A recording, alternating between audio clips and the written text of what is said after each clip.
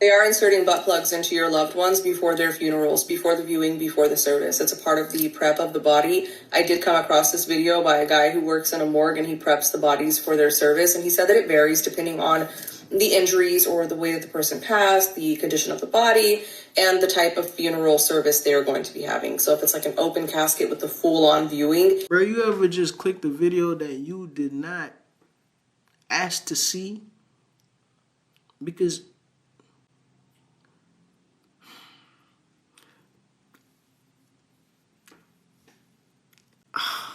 and this ain't even somebody sent me this. This is literally just randomly on my page. There's a good chance that they are getting a plug. And if you're a woman, you're getting both. You're getting one of the pink and one of the stink. They're plugging both holes because they don't want leakage and seepage. It makes a lot of sense. And I did also get a little bit of comfort in the Google search that I made after coming across this video that I did not ask for. They did say that sometimes they won't use the plug, and it's not like your standard plug that you can go get at the adult store at 3 a.m. on a Friday night.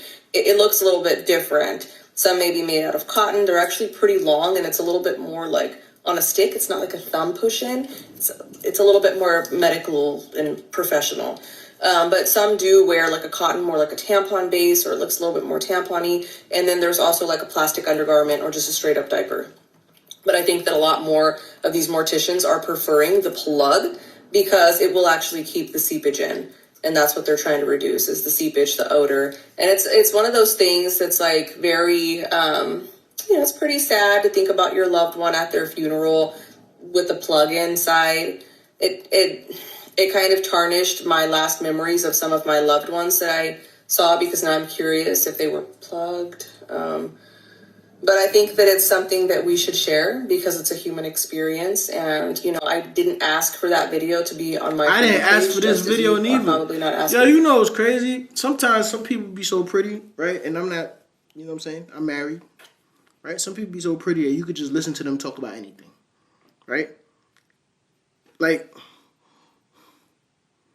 how did this pop up on my page?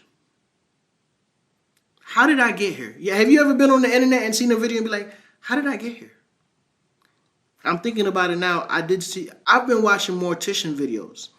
I didn't know, right, that when they put them suits on you, do you know that they cut the back of the suits? Your loved one's backs be exposed in the coffin. Now, I don't know if everybody do that, but I've seen some videos where they cut the backs of the suits. So they got the tux on and see the tux and, they in their coffin. But the back is exposed. I really want to know the answer to this. What is the matter? Okay, I know the stipulations to this, but honestly, what's the real problem of having a best friend or even a really close friend of the opposite sex when you're in a relationship? To me, personally, I feel like if you trust that person and you met the friend and you get your own vibe around them or whatever. I know everything could change because people have their malicious intentions and stuff like that. But I feel like shit that's y'all been rocking with each other. Y'all don't have no sexual past or nothing. Y'all just strictly friends. I personally don't mind that. But so many people be like, okay, yeah, no, you're not about to have a best friend or any friend of the opposite sex. I don't feel like that. I never did, because I had actual guy friends, just guy friends, and it's never been nothing. We just been really cool, It never been nothing for you, but them dudes probably had to suppress a lot of emotions, a lot of intentions. Anytime I hear people say that shit, my first question is, was the dude ugly? Or was the female ugly? Was she huff? Because me personally, I think that the only how you can be male and female BFFs is if one of y'all huff, so the other person is like, oh, I wouldn't touch him at all. I'm not sexually attracted to this person at all. Or two, if it's a situation where your man and dude is cool, or your girl and your female friends is cool, but just regular? Nah. Eventually down the line, it's gonna get blurry. Okay, so me and my guy best friend, we've been friends for a long time. He had my back, I had his back, but it's never been nothing, I never looked at him sexually. I never plotted on doing it to him or nothing like that, you know what I'm saying? And to this day, it's never been that. We talk about everything under the sun. But I also know people. But does he feel the same way?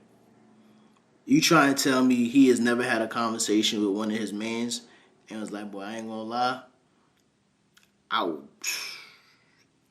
All she gotta do is say the word. And I'm going crazy.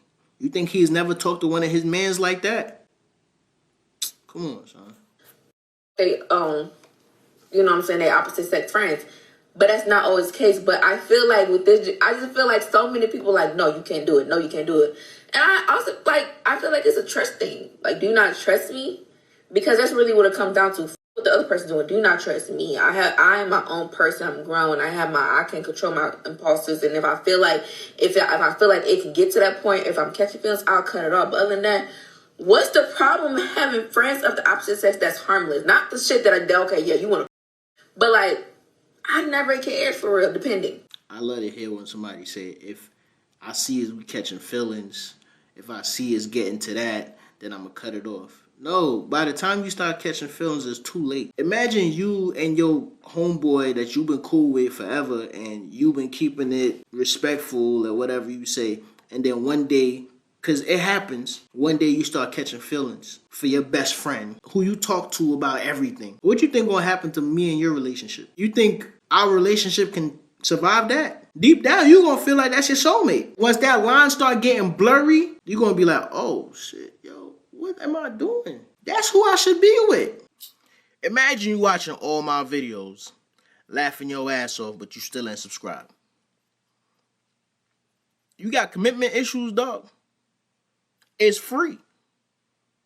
It is free for you to subscribe and hit the notification bell. That way, YouTube not going to control when or how you see my videos. Come on, people. What's going on? What are you waiting for? I ain't begging. I'm asking nicely. Don't make me ask you again.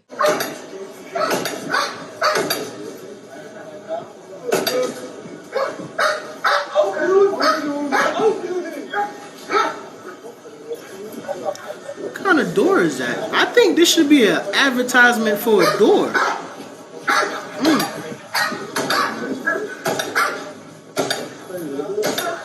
No, seriously, what kind of door is that?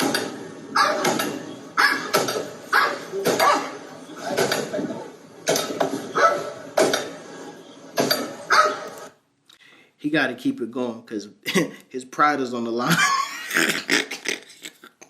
His pride is on the line. He got to keep it going.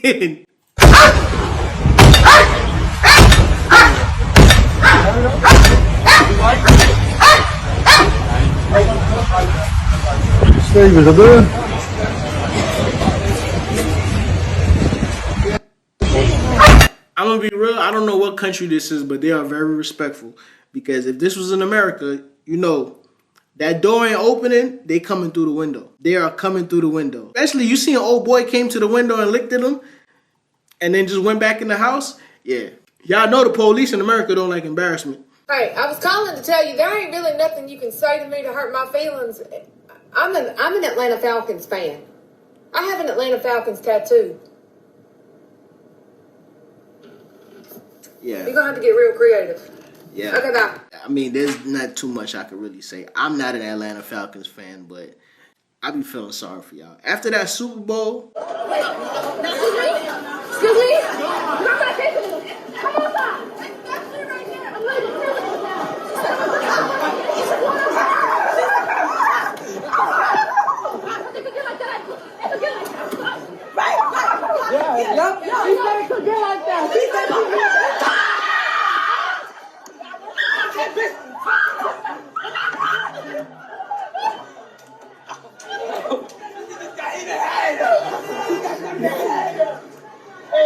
There's the one thing about living in New York that I can remember, especially like when you go to school. It's actually two things. So the first one is when you have problems with one of like the kids that people find popular, once they have an audience, it's going to escalate.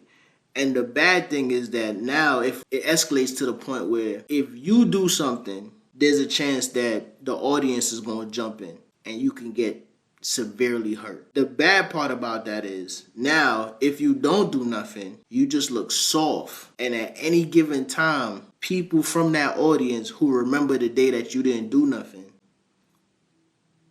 is gonna keep with you. That's one thing I remember about growing up in New York, yo. I'm gonna be real with you. You need a community. You need friends. You need 48 laws of power. Damn.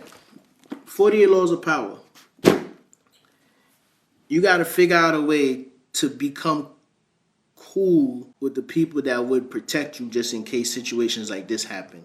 And when I say people that would protect you, meaning that people that would step in and be like, yo, either they're going to be like, yo, you're not touching them. Or they're going to be like, yo, let them fight. Let them handle it on their own. When I was in school, I had that. One thing about me, bro, I knew how to be cool with the people I needed to be cool with. And when I was in junior high school, I had a lot of people that, don't jump in. Let them fight. So I was able to get my rocks off without getting jumped and shit like that. And I got respect for that. But I really got respect because, like, I knew the right people, son. You know how many times I was supposed to get jumped? You go to junior high school, bro. Everybody in mile 11 went to elementary school together. Everybody went to PS 244. So I'm coming in there. I'm coming from a private school. I don't know nobody, but I became cool with the right people, man. Shout out to my boy Quasi. God rest the dead. Shout out to my boy Kamar. Shout out to my boy Kamar, man. I was just cool with the right people, bro. So when push came to shove, they either stopped it or they made sure I didn't get jumped. When you have Caribbean parents didn't understand that. I tried to explain to my dad, yo, I need to start going outside more. Going outside for? There's nothing but trouble out there. Listen, bro, that trouble could potentially protect me when it needs to protect me. The first thing he asks me is if I still have that fat booty. You guys do not understand. So I'm 25, right? I'm sitting here and I'm having to build a fucking roster. I'm having to sit here and go out and do things I don't want to do. I don't want a roster. I don't want to go out and date. I don't like this hookup culture. I don't like any of it. But I feel like I don't have a choice. Men, you guys just get to sit there and you guys can go wait until you're in your 30s, you're almost 40, and you can just go get with a girl that's in her fucking 20s and live a normal life. Girls don't have that luxury. I'm now sitting here at 25 having to figure out how to get back in these streets so I can figure out, so 10 years down the line, I'm not sitting there single still with my daughter being an only child. Like, I want to have a family. I want to have kids. I want to be happy. Like, I want all of these things. But people don't want that nowadays, it feels like no matter, it's like, what is this dating stuff? What is Hinge? What is Tinder? What is all of this? Like, it's disgusting. Like, my friends helped me make a Hinge and a Tinder, and it's like, I hated it. I ended up deleting my Hinge, and I'm getting ready to delete the Tinder because it's just, like I don't want to talk to anybody on there. Like, I don't want to do any of this. Like, I'm just sitting there, like, a magazine, going through, like, clothing. That's what it feels like. And it's like, I don't want that. But you don't have to do that. Outside is right here. You can literally just go outside and meet people. Am I tripping? You crying about problems that you created. You wanted to be a part of that part of the dating scene. Dating is not all about Hinge and Tinder, and literally Hinge and Tinder is what people use to hook up. Those are hookup apps, if I'm being honest with you. So you join hookup apps and get mad that all them dudes want to do is hook up with you, when you could just go outside and meet people and see what could happen organically. I don't want to be a part of that. I don't want to be a part of that at all. And I say I want to be single for the rest of my life. They just don't get it. So here's an example that I hope answers some of your burning questions. Recently, one of my exes just reached out to me, and he messaged me on one of my social medias, and he was like, I really need to talk to you. He made it sound super urgent, and he's like, can I call you soon? And me, thinking that something was wrong and worried, I was like, yeah, here's my number. Are you okay? It's been 6 years. 6 years, okay? So he calls me, and I answer. The first thing he asks me is if I still have that fat booty. I am not exaggerating when I say I will be single for the rest of my life.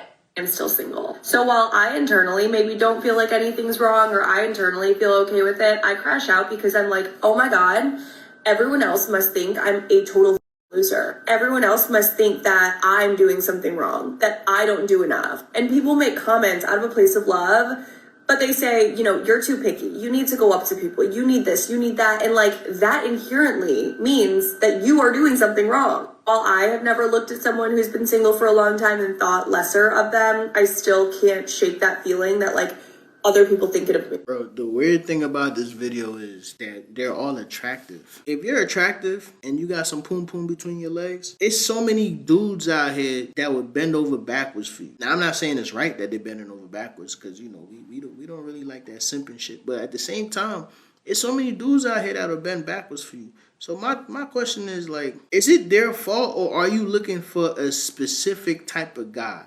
Like, are you being picky? You know, have they been somebody in your corner who really liked you that you just like, nah, I can't do it.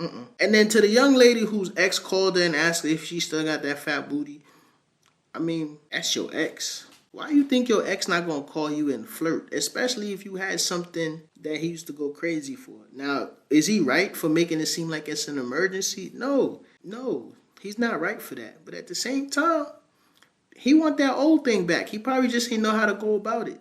Be honest, ladies. I guarantee you it's a man out here who you no longer talk to. You probably 3 relationships past him. And sometimes you still think about that man. Maybe it's something he used to do that nobody else has ever done to you.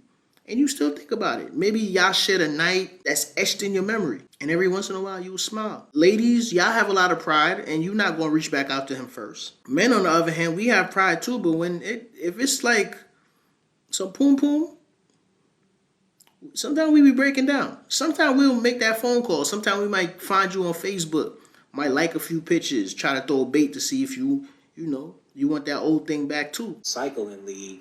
Bro threw the ball out in transition. Behind the back. Oh, how he doing that? And then he gonna give him that rim. Hey! How did he jump off the... Wait, is this AI? Hey, yo, what? Hold on, son. Why he jump off the wheel like that, bro? I'm crying. Wait, man, this is real. Boy got on that rim. Not the cycle. Hold on. How is he jumping while on the cycle? Well, actually, hold on. You could jump while you're on a bike. You could jump while you're on a bicycle. That's how you have them BMX. That is crazy. I'm not going to lie. That is some talent. And the fact that he got so much control of the ball, like while riding it, that's some next level talent, bro.